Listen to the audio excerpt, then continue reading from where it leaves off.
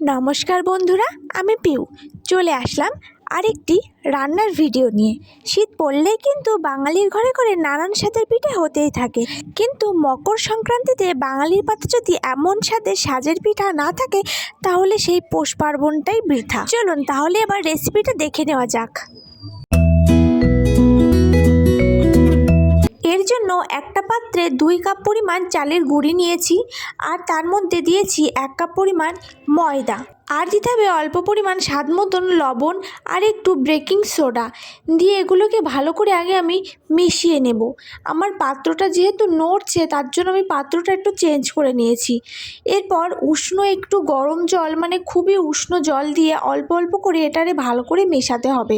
বেশি তাড়াহুড়ো করব না, নাহলে এটা গুটি পাকিয়ে যেতে পারে। ধীরে ধীরে মেশাতে মেশাতে একটা দেখেছো থকথকে মতন একটা ব্যাটার তৈরি হয়েছে। এটা একটু ঘন হয়ে গেছে, দেখো এইভাবে বোঝা যাচ্ছে একটু ঘন হয়ে গেছে। তার জন্য আমি আরেকটু জল মিশিয়ে নেব, নিয়ে এটা ভালো করে আমি মিশিয়ে নেব। এইবার ব্যাটারের ঘনত্বটা একদম সুন্দর এসছে, দেখুন ঠিক এমন একটা টেক্সচারের ব্যাটার আপনাদের বানাতে হবে। চলুন এবার আর দেরি না করে ওভেনের উপরে বসিয়ে দিই আমাদের সাজের পিঠে করার পাত্র। কিন্তু তার আগে একটি সলিউশন বানিয়ে নিই। একটু সাদা তেল আর অল্প উষ্ণ গরম জলে এটা মিশিয়ে নেব। মিশিয়ে ভালো করে এটা আমরা এই পাত্রে ভালো করে ব্রাশ করে নেব, যাতে পিঠেগুলো নিচে লেগে না যায়। শুধু তেলও দেওয়া যেতে পারে, কিন্তু আমি জলটা মেশালাম যাতে পিঠেগুলো আরও ভালো হয়। এরপর এক এক করে আমি সমস্ত পাত্রে ব্যাটারটা দিয়ে দেব।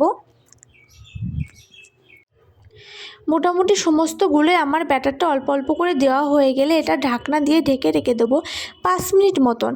5 মিনিট পরে ঢাকনাটা উঁচু করলে সুস্বাদু সাজের পিঠা একদম রেডি। দেখুন কত সুন্দর হয়েছে পিঠাগুলো, একদম সফট আর নরম হয়েছিল পিঠাগুলো। ঠিক এইভাবে এক এক করে আমি সমস্ত পিঠাগুলো বানিয়ে নেব। তার আগে আমি এই পিঠাগুলো একটি পাত্রে তুলে রেখে দিলাম। মাটির পাত্রেও এই পিঠাগুলো তৈরি করা যায়, কিন্তু আমার কাছে যেহেতু মাটির পাত্র ছিল না, তাই এইভাবেই ঘরের মধ্যে সাজকের পিঠে বানিয়ে নিলাম। তোমাদের ওইদিকে এই পিঠাগুলো কী নামে পরিচিত অবশ্যই জানাবে। আমাদের দিকে সাজের পিঠে বলে। দেখুন কত সফট হয়েছে পিঠাগুলো, একদম নরম তুলতুলে, একদম মুখে দিলেই মিলিয়ে যাবে। আর এই পিঠাগুলো শুধু বা খেজুরের গুড় দিয়ে খেতে দুর্দান্ত টেস্ট লাগে। কতটা জালিদার পিঠা হয়েছে দেখুন। কিন্তু এগুলো আমি দুধের মধ্যে ভেজাবো।